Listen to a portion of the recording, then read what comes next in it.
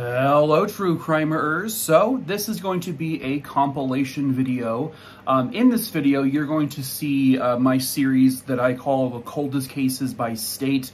I've been going backwards alphabetically until I get to the very last state. So this is the first 15 videos of that series. So for the first 15 states, yes, it's in TikTok format, so it's vertical, it's got stickers everywhere, and yeah, it's not pretty because it's from TikTok, but I'm sorry. So if you don't want to watch the video because of that reason, I totally understand. I know it's an ugly format, but it is what it is. But yeah, so I hope you enjoy this series. I will continue to upload the next 15 of this series at some point very soon. So yeah, well, that's all then. Enjoy.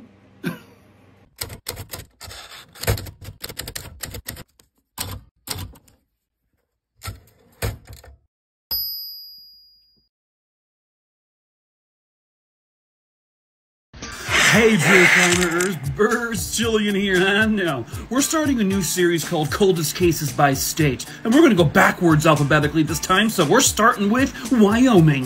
In 1986, a man by the name of Newell Sessions decided to open up a trunk that was left in a shed from the previous owner, a friend of his that they have nicknamed Gabby. Well, what did he find when he opened it? He found the skeletal remains of someone, who knows? This is an image of the actual skull being x-rayed, and you can clearly see there is a bullet in there. Specialists were able to discover that the skeletal remains found in the trunk dated back to the early 1900s. The trunk itself dated back to the 1930s. So the authorities were able to determine that the friend, Gabby, was not actually involved in the skeleton person's murder. When genealogical DNA testing became a thing, they found out the bones were of Joseph Mulvaney. His daughter thinks she knows who did it, but authorities have yet to actually solve this case. Hello, true crimerers. It's time for episode 2 of Coldest Cases by State. Today, Wisconsin. Oh, great. My eyes looked fabulous. Wisconsin's cold case is known as the Mad City Murders or the Capital City Killings, that's centered around the Madison, Wisconsin area, in particular around UW-Madison. The murders kicked off in May of 1968. UW-Madison freshman Christine Rothschild was found stabbed and strangled to death. She was killed in the actual school in Sterling Hall. They had suspects, but none of them were ever able to be, linked directly to the murder. Then in July of 1976, 20-year-old Deborah Bennett was found in the Cross Plains area. She was burned to death. In 1978, 18-year-old Julianne Hall. Her body was found buried in a shallow grave. In March of 1979, 20-year-old Julie Spearschneider, she went missing. And then 2 years later, she was found floating, dead of course, in the Yahara River. The last two I just mentioned, by the way, their bodies were so decomposed that they were not able to determine how they actually died. This is around the time police were trying to wonder, are these killings connected? What are the similarities between the victims? They said they were all considered, young, beautiful, long hair, and obviously they all lived in Madison, Wisconsin. At this point, the city was terrified. People were not wanting to walk in the streets on their own, especially young women. They were terrified to walk around UW's campus. No one knew if they were a target or if they were being stalked. And then in December of 1979, Susan LeMahieu, a 24-year-old, was found stabbed to death. She was found at the Madison Arboretum. The next victim was 17-year-old Shirley Stewart, and I cannot find a photo of her. She disappeared in 1980, and then her body was found in a forest in July of 1981. Detectives were now saying, all right, these are they have to be linked. The final killing in this little spree was on July 2nd, 1982. This is 19-year-old Donna Mraz. She was stabbed to death right in front of Camp Randall Stadium, and people heard her screams, and they came bolting over towards her. Her killer freaked, of course, and he booked it. At this point, students around the school were like, what do we do? We're terrified. Detectives at this point were like, okay, he's gotten really bold now because he just murdered someone, essentially, where a whole bunch of people were. As the years went by, detectives were like, well, maybe these aren't connected. Maybe the last case and the first case are the only connected ones. Maybe those two aren't connected. At one point, Sloth from the movie Goonies... Oh no, Henry Lee Lucas, the confession killer. He confessed to all the killings, but he was known to confess to literally anything. and not be telling the truth. But detectives did think he actually killed Hall and Spearschneider, but all of them are still unsolved. Hello, true crimerers. It's time for Coldest Cases by State number 3, West Virginia. And this one's a doozy. The date is December 24th, 1945. And welcome to Fayetteville, West Virginia. Oh no! A fire breaks out at the home of the Sauter family. No, I'll stop now.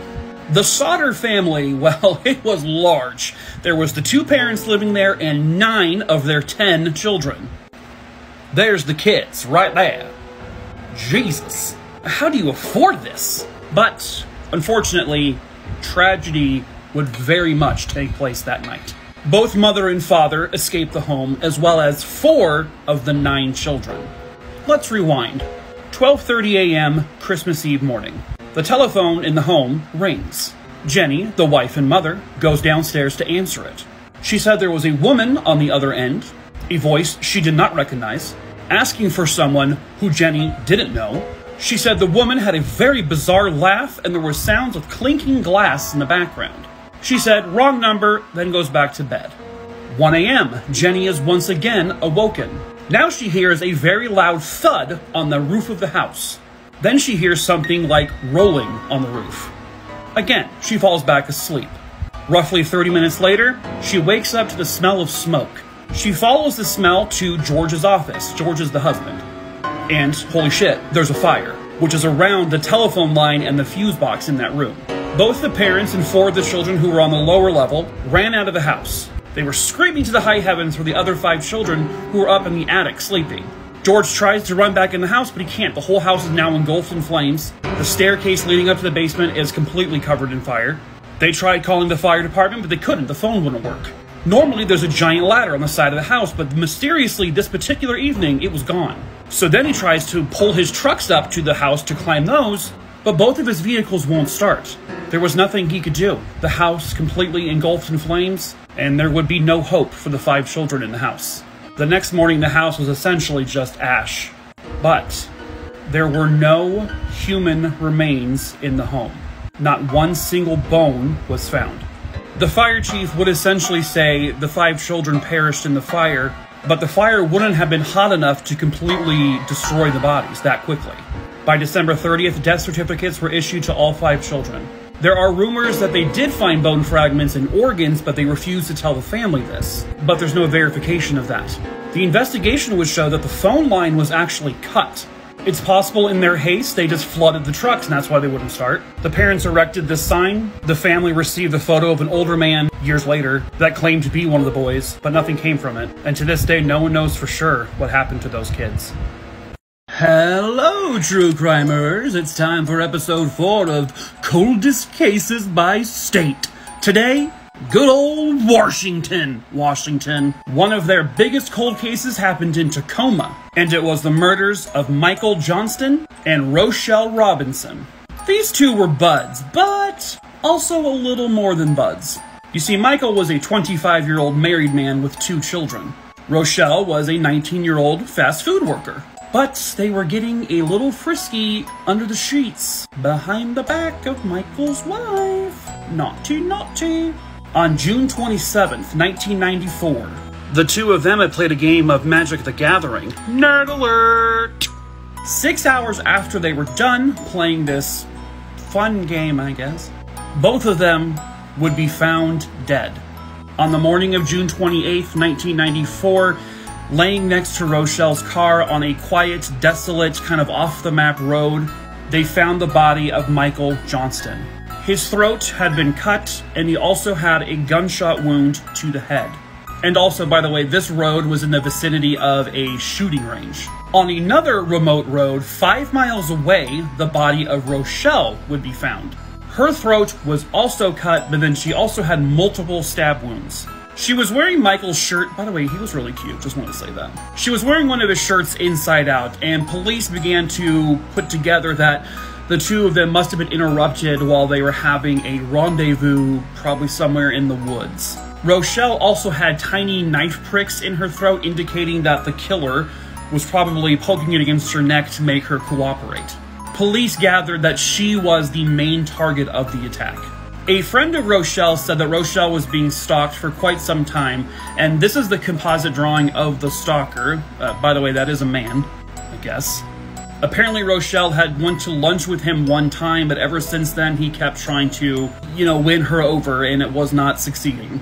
Michael's wife, Janet, she hired a private investigator to investigate this, and he actually wanted to rule the wife out first, which he did. There was a theory that Magic the Gathering had some kind of play in this. The occult was mentioned. The police then used the services of a psychic, which I fucking can't stand when they do that shit. It's desperate, and you're grasping at straws that aren't there. The psychic, named Karen, she came up with the occult theory, and in her visions, this is the composite of the killer, and this is his alleged, sidekicks. I think she had just watched an episode of King of the Hill, maybe Beavis and Butthead. But police are like, no, we're pretty sure this is about a jealous ex-boyfriend, maybe a stalker. But the stalker's never been identified. Their case was on Unsolved Mysteries one time, and to this day, it's still unsolved. Brrr, true crimerers. It's time for another Coldest Cases by State, and today, we're going to Virginia. Virginia's chilliest case to date is the Colonial Parkway murders. They began in 1986, and they finished, apparently, in 1989. It consisted of the killing of at least 3 couples, and one other couple is still missing. It's believed these were all murdered by the same serial killer along the Colonial Parkway in the Commonwealth of Virginia. All of the discovered victims appear to have been at least stabbed to death, and the couples they were able to find before they skeletonized were also strangled. The first couple even had diesel fuel poured all over them, but the attacker apparently never was able to ignite them. The youngest victim was 14 years old and the oldest was 27. And to this very day, there has been no leads, and the Colonial Parkway murderer may never be caught. It's time for another episode of Coldest Cases by State. Today... The fuck was that? We're in Vermont, and their most unusual cold case is the Bennington Triangle. We've all heard of the Bermuda Triangle, where ships and planes and people gone missing. Well, there's a smaller version of it in Vermont.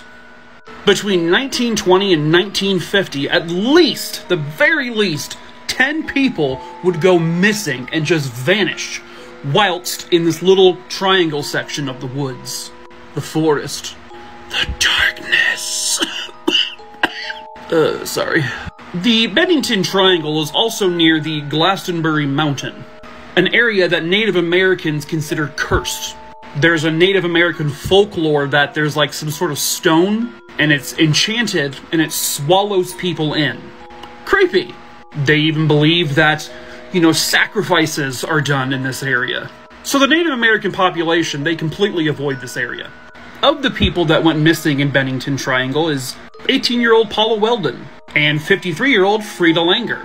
Frida is actually the only one of the 10 reported missing people in that time period whose body was actually recovered. Her body was found in that Bennington Triangle, location in a whole bunch of tall grass. The weird thing is that many times that area was searched by many different people and no one ever found her. And then suddenly she was there, dead. So this Glastonbury area and this Bennington Triangle, it became like a local, legend. People would fear going to this area. People would say they've seen UFOs hovering above Bennington Triangle, and that most of these missing people were snatched up by aliens. Now, I believe in aliens. I believe in UFOs. But why the shit would they come to Vermont? Are they tired of taking hillbillies from, the South? Yeah, I get it. And, quiet, it's Bigfoot. His vision's based on movement. Wait. No, that's a T-Rex from Jurassic Park. The Native American population in the area also believes they have big hairy men walking throughout the woods. Big hairy monster men. Also known as Bigfoot. Sasquatch, whatever you want to call it. I don't know if I believe in Bigfoot per se, but I also don't see why it's so hard to believe that this kind of thing could exist. Just like aliens. If we're here, why can't aliens be out there? It's not that far-fetched. Some people even believe there is an interdimensional wormhole. Just kidding, I'm still here. And I'm queer. It's all a mystery. You know who we need? 90s hairdos, baby. Hey Mulder, hey Scully. We're buds. Oh shit, I violated the restraining order! Hello, true crimerers. It's time for another episode of Coldest Cases by State. Today, we're on Utah. This cold case is known as the February 9th killer because he kills, you guessed it, on February 9th. On February 9th, 2006, 29-year-old Sonia Mejia, who was pregnant at the time, she was sexually assaulted and then she was strangled to death. And this happened in Taylorsville, Utah. There was DNA left on her, but it matched no one. 2 years later, February 9th, 2008, 57-year-old Damiana Castillo, she too was found strangled to death. She was in West Valley City, Utah. Now, obviously the manner of death is identical, the date is identical, and the DNA that was left on her also matched the same DNA left on our first victim. At the time of these cases actually happening, they didn't match anyone. However, in 2018, Utah authorities would say, we finally got a match. We know who the killer is. But we don't get to know that information. Allegedly, this suspect is currently serving time in another prison within another jurisdiction. So the fear is if they reveal their name, they might flee after they're released. Which makes sense. But technically, this is still classified as a cold case because the killer technically has not been caught. Even though they sort of have, apparently. Huh. That's suspicious. That's weird. I don't know what I'm saying. Okay, goodbye. Well, hello, true crimerers. It's time for another episode of Coldest Cases by State. Today, we're going to Texas. And I think I've insulted enough people's accents for one day. One of the most notorious cold cases in Texas happened in Houston. And it's known as the Lovers Lane Murders. And this infamous murder took place on August 22nd, 1990. 21-year-old Andy Atkinson and 22-year-old Cheryl Henry, well, they had been dating for about 2 weeks. And on that evening, they had a wonderful double date with Cheryl's younger sister. At around 11 to 11:30 p.m. that night, the two couples would split up and go their separate ways. But when Cheryl's sister woke up the next morning, Cheryl wasn't home. She hadn't come home at all. So Cheryl's family then reaches out to Andy's family, and it turns out he also never came home. So the police were called. And almost immediately, they went on the search for Andy and Cheryl, and they were also looking for Andy's Honda Civic. On August 23rd, they would find Andy's white Honda Civic parked in a cul-de-sac. This is not the exact vehicle, by the way. But the windows were rolled down. The key was in the ignition. Both front seats were laid almost all the way back, and there was a cassette tape sticking out of the cassette player. Hey, young people, do you know what a cassette tape is? Oh, the days where we had to rewind things. Anyway, they also found a pair of high heels and a woman's purse on the floor of the passenger seat. But most concerning of all, there was fresh blood on the seats. This is when scent dogs were called in about 200 yards away from the vehicle. They would come across some rotted wood. It looked like a fence that had fallen over. When they lifted the fence, they would find the body of Cheryl Henry. She was lying face down with her hands tied behind her back. Her clothing was cut off of her and then just thrown to the side. Someone placed a $20 bill near her body, and she was killed by 3 slashes across her throat. And it was obvious that she was sexually assaulted. The next morning, they would then find the body of Andy Atkinson. He was tied to a tree, his clothing was all still on, and he had very deep slashes across his throat to the point where his head was nearly removed. He still had on his expensive watch, he had his money on him, so robbery wasn't a motive. There was also a series of missing women and sexual assaults that occurred in the same area. One of the sexual assault survivors helped authorities get this composite of her assailant. The DNA left on her matched the DNA left at the murders, but nothing. Hello, true crimerers! It's time for another episode of Coldest Cases by State, and today we are on to Tennessee. Yeah! Oh, no. This story takes place in Knox County, Tennessee, and this was 50-year-old Pauline George. She was a divorced mother of 2 grown adult children, and she lived alone in this home in a relatively decent neighborhood. Except, however, decency would go out the window on March 7th, 1991. At around 5 o'clock that evening, Pauline's boyfriend, a fireman, arrived at her house, knocked on the door, and she didn't answer. They had a dinner date that evening, so he became concerned when he couldn't get her to come to the door. So, the boyfriend entered the home, and sadly, he would find the dead body of Pauline George on the floor of the basement. She had been stabbed just multiple times. They also said she had numerous defense wounds on her, which means that, she probably had cuts on her hands, which means she put up a good fight, and good for her for doing so. There was, however, no knife found, at least no knife with her blood on it, so the murder weapon was missing. In this investigation, police would find DNA at the crime scene that didn't belong to Pauline, but even with today's technology, they tested the DNA and it still comes up inconclusive. The problem is with crime scenes, when you're pulling fingerprints, when you are pulling DNA, there sometimes happens to be matches to the investigators who are actually on the scene. Those samples could match firemen, ambulance drivers, could match the people who found her dead. And this obviously applies to all cases like this. The point being that there was lots of stuff there, but nothing that would match any suspects. Now, they suspected members of her family. They suspected the boyfriend, of course. But there was no leads large enough to really pursue any of those people. There was no sign of sexual assault. Nothing appeared to be stolen. Her purse was still in the house, and the contents of the purse were dumped onto her bed. But again, it didn't appear that anything was taken. Police believe the attack started at the front door, and either she let them in willingly, or someone knocked on the door, no one answered, and then they entered the home. They also suspect that Pauline was forced to go down to the basement, or she was knocked down there. They also said she could have been trying to flee from someone chasing her, and perhaps that was the only path she could take. There are people out there who know something, but literally no one has come forward. Again, March 7th, 1991, Knox County, Tennessee. Her friends and family are still awaiting a resolution. If you have any information about the murder of Pauline George, please contact authorities in Knox County, Tennessee. Let's get her justice. Hello, true crimerers. It's time for another episode of Coldest Cases by State. Today, South Dakota. Brr.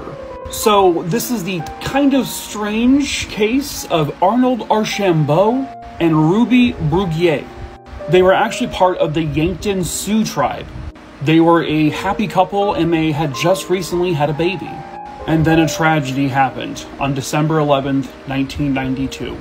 So, the two of them had joined Ruby's cousin, Tracy Dion, for a night of partying. Around 6 a.m. on December 12th, they would come home after the night of partying. But because they were still intoxicated, the babysitter, who was actually Tracy's father, said, "Can you please just come back later?" So they got back in the car. Arnold was driving the car. And just a few short minutes after they left the house, they would get involved in a car accident. The car had overturned. This is not the exact car, by the way. The witness would say that Arnold swerved because the road was icy, and then they flipped into this ditch. So this is when it gets kind of strange. Allegedly, Arnold is able to get out of the car and he fled. Ruby then escapes the car and she flees. Neither of them apparently help Tracy.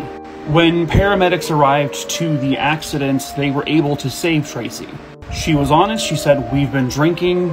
I have no idea where my friends went." Police would only speculate that because of DWI laws that maybe they fled because they were scared of being arrested. Their families, however, would say no, they wouldn't do that, especially not to their baby. They searched the woods, and they never found this couple. They literally just poofed into thin air. And they conducted these searches for months. They should have been somewhere in the area. This is a still image pulled from Unsolved Mysteries, where this case actually aired. The OG Unsolved Mysteries. So this isn't the real scene. But in March of 1993, about 3 months later, in the ditch just 75 feet away from where the car accident happened, was the decomposed body of Ruby Bruguier. The ditch had water in it, so the next day they pumped out the water, and in that same area they found the decomposed body of Arnold Archambault. It was only like 15-20 feet away from where Ruby was. You know what's stranger? He wasn't as badly decomposed as Ruby was. They also found a tuft of Ruby's hair at the crime scene, which is very odd. The autopsy would show they died of exposure. A witness said they saw Ruby and Arnold at a New Year's Eve party 3 weeks after the accident. That witness took a polygraph and passed. Police say foul play wasn't involved. Were they murdered? How come they were in the same spot as the car accident, months later? This one is so weird, right? Hello, true crimerers. Are you cold? Good, because I'm not, because I live in Arizona. But hey, it's time for another episode of Coldest Cases by State, and today we're going to South Carolina. This was 4-year-old Jessica Gutierrez from Lexington, South Carolina. She was born on December 3rd, 1981, but after June 5th, 1986, Jessica would never be seen again.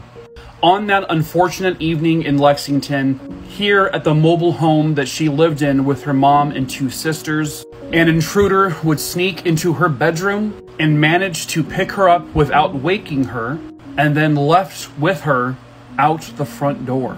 Jessica's mother, Deborah, would wake up the following morning to discover a crime scene, if you will, in the living room.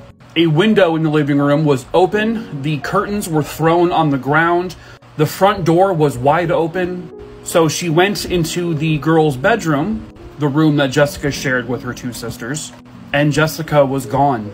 Jessica's sister would tell her mom that a man in a magic hat took Jessica and she didn't wake up when he took her. The bedroom was in disarray, there were papers and crap all over the floor. I don't know why the sister didn't immediately go tell the mom, I'm not sure. Now, Jessica's mother, Deborah, who is pictured here, she believed that it was a family friend who kidnapped her. This unknown man, I don't think his name has been released, was a 27-year-old friend of theirs. This same man would serve time in a North Carolina jail for grand theft auto and sexual assault. Those crimes that he committed actually were committed just a few weeks after Jessica disappeared. Deborah, who basically wanted to play detective here, and I don't blame her, she said carpet fibers in that man's vehicle, I guess, were the same fibers that were found in Jessica's room. In 1987, when this man was in prison, he allegedly confessed to another inmate that he kidnapped a little girl, and he would confess to it to the police if he was granted immunity for the crime. Which, no, that's not going to happen. He told this other inmate he was wearing a cowboy hat at the time of the disappearance. Could this have been the magic hat that Jessica's sister said the man was wearing? Allegedly, his fingerprint was actually found on a windowsill outside of her bedroom. But apparently there isn't enough physical evidence to actually connect him to this. So he's never been charged for it. Jessica's father was considered a suspect, but his alibi checked out. He was in a whole other state. Recently, they've conducted more searches in the woods for her body. Still have found nothing. She would look something like this if still alive, but it's still unsolved, and she's never been found. Hello, true crimerers! It is time for another episode of Coldest Cases by State.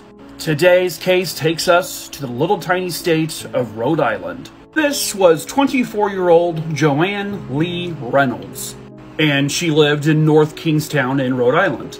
By 1980, she would be enrolled in a junior college because she was awaiting acceptance into the University of Rhode Island. She was living in this community of cottages. Specifically, she lived at 1185 10 Rod Road, and this was her little cottage. Now, the cottage itself, as of today, is no longer there. The whole community, I believe, was demolished. On February 16th, 1980, Joanne would be found stabbed to death in her home. She had been stabbed around 12 times.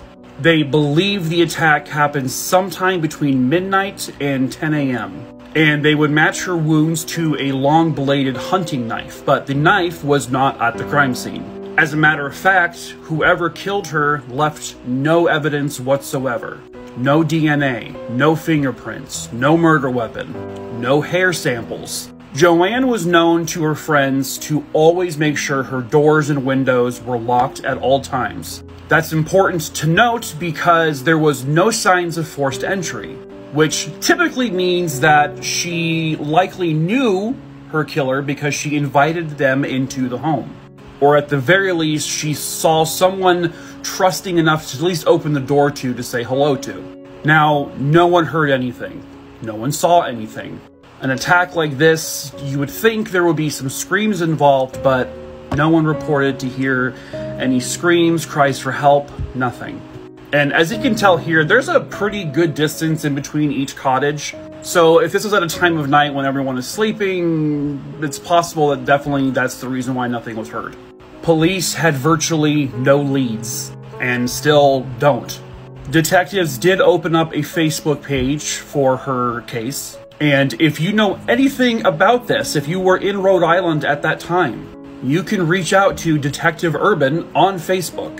Her Facebook page is just her name, Joanne Lee Reynolds. You can also email him at joannereynoldsnk@gmail.com, or you can call him at 401-294-3316, extension 8212. You can remain anonymous. Does anyone know what happened to her? Boo! Shiver me timbers, true crimerers. I'm sorry for that. It's time for another episode of Coldest Cases by State, and today we're going to Pennsylvania. Now, technically, the most famous cold case from Pennsylvania is the boy in the box, but I already covered that case a while ago, so I found another one. So, this is the case of 11-year-old Terry Bowers. And he did prefer to go by Terry. Terry was part of the Boy Scouts. He was a member of Troop 275 in Darby, and they were based out of Darby's Blessed Virgin Mary Church. On April 26, 1970, Troop 275 was on a little camping trip. Although saying camping is kind of a stretch for this particular story, they were having like an overnight excursion on a church grounds. Specifically at St. Basil the Great Catholic Church, which is located in Kimberton, which is part of Chester County. This is supposed to be the safest place you could possibly go, right? Sadly for Terry, not that night. When the troops woke up on April 26, 1970, they would find a bloody horror story. 11-year-old Terry Bowers was stabbed to death. He was stabbed numerous times, and no one claims to have heard any screams or any altercations the night before, and to make this even more disturbing, he was nude from the waist down. However, the coroner would say that there was no sign of any sexual assault, but there were no witnesses. No murder weapon was left behind. The only thing that anyone saw was there was a driver there who said he saw another vehicle in the area that was like right by the campsite that didn't appear to belong to anyone that was there. But then the driver couldn't give a description of the vehicle. So Terry had stab wounds to his right arm, his back, and his chest. They believe he was stabbed roughly between 6 to 6:30 in the morning, only an hour or so before he was found. The coroner would say it was done with a 3-inch blade. Everyone there was interrogated. Many of them went through lie detector tests. All of the Boy Scout leaders who had knives, all those knives were taken and they were tested. All of their stories and alibis were corroborated. None of the knives came back as being the murder weapon. The police have not made an actual formal connection, but people have speculated, only speculated. But because this was around the time of Philadelphia's archdiocese scandals in terms of, well, you know, with little kids. But there's been no actual connection made to that. As of 2017, there was still a $51,000 reward being offered, but nothing has come out of it. Will this ever be solved? Yo, you feel that? It's getting cold up in this bitch. I'm sorry, that was aggressive. Hello, true crimerers. It's time for another episode of Coldest Cases by State. And this time we're going to Oregon? Specifically, we are going to Klein Falls State Park in Deschutes County, Oregon. Can you simmer down? Yes, me. 2 women from Yale University would head to Oregon and they would start riding the Trans-America Trail by bike. And they were 19-year-old Terry Jentz and 20-year-old Avra Goldman, and they were roommates at Yale. On the night of June 22nd, 1977, they would stop for the night at Klein Falls State Park. They set up a tent right there by the river, and both women would comment that they felt very uneasy by this area. They said they felt like people were watching them. You're in the wilderness, darlings. That is literally where murderers live.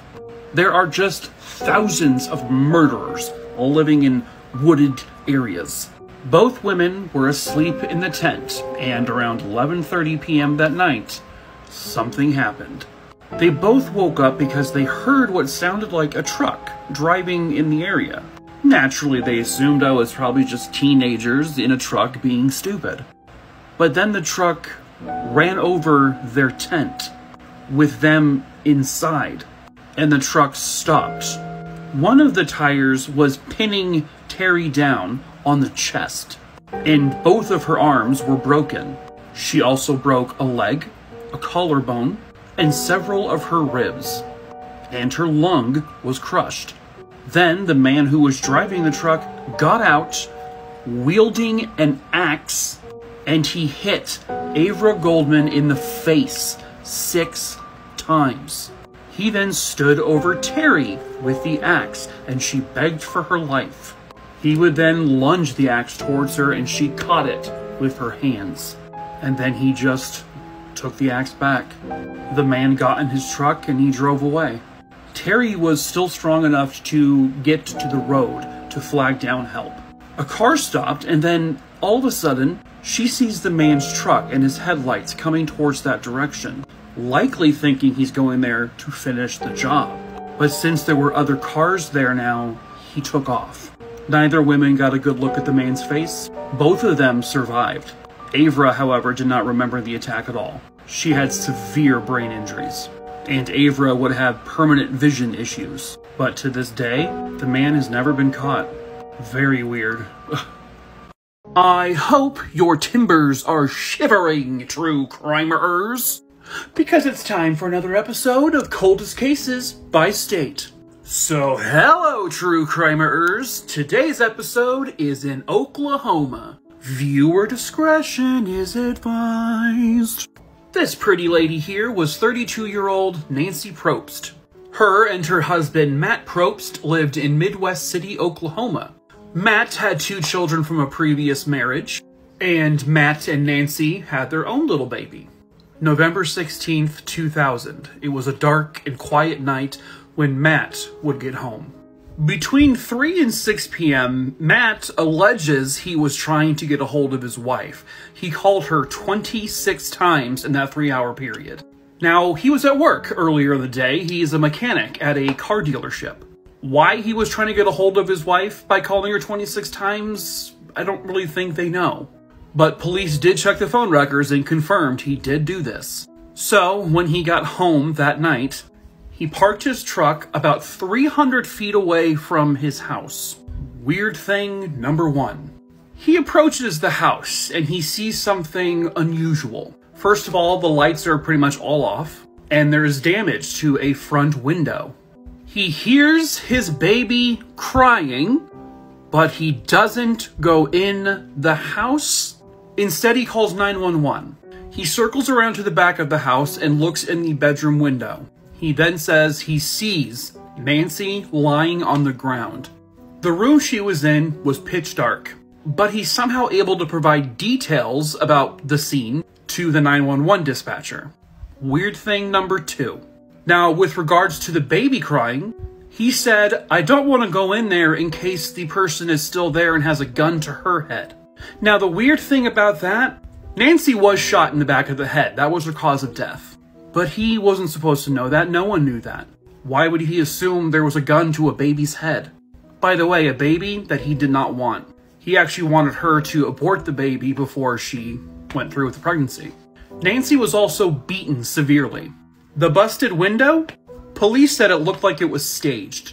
There was no forced entry anywhere else in the house. There was no trace evidence of anyone else. Oh, by the way, Matt was cheating on Nancy. In fact, the day of her murder, he slept with one of his co-workers at work. He then slept with her in the house that she was murdered in a couple of months later. What a guy. Here's the problem.